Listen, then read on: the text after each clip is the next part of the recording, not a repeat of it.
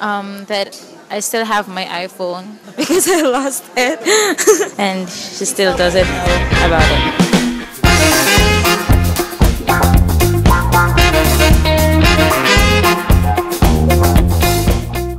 My mother still thinks I'm a virgin.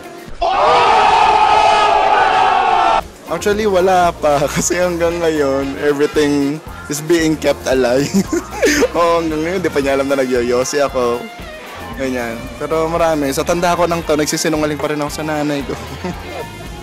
My biggest lie that I told my mom, siguro yung nag-ask ako ng money sa kanya for a specific book. But instead, ginamit ko yun para bayaran yung prof ko para pumasa. Nag-boyfriend ako na hindi nila alam ng parents ko. Alam nila na although may something sa amin, pero sinasabi ko sa kanila na wala akong boyfriend kasi nag-aaral pa ako noong time na yun. Ganun. I didn't steal from her wallet, which was like 500 pesos. So, yeah, that's the biggest lie I've told. And she believed me. Hi, Mom! Oh, hindi, sa palagay ko hindi ako nagsinungaling sa nanay ko. Yung biggest lie, no. White lies. Halimbawa, nung high school ako, sabihin ko may pasok ako kahit wala.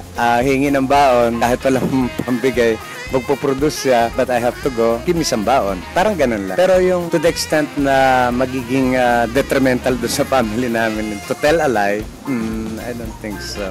Parang hindi ganun yung hubog ng nanay ko at saka ng tatay ko sa akin. And sabi nga ng nanay ko, huwag kang maniniwala sa taong sinungaling. Pinakamalaking kasinungalingan po na nasabi ko sa aking magulang is yung pag magpapaalam po ako na may assignment pa, tas minsan mahingi po ng extra money po. Dami! Dami! Sa wife, hindi ako pwede mag-lie din. Sa nanay ko na lang na hindi ako nag-drugs before. Tang ina mo. Malaking kasinungalingan ko po ay yung nag-withdraw ako sa ATM card niya at sinabi ko na yung nabawas ay kinuha ng bangko. Yun po yung biggest lie I've ever told my mom is I never tried weed before.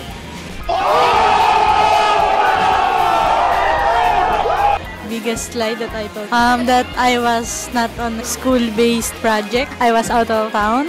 Nagka-girlfriend ako. Tsaka kasi ang dami ko na naging girlfriend. Nakadalawa na ako. Yeah. Hello guys, I'm #kid and hope you enjoy it. Thank you.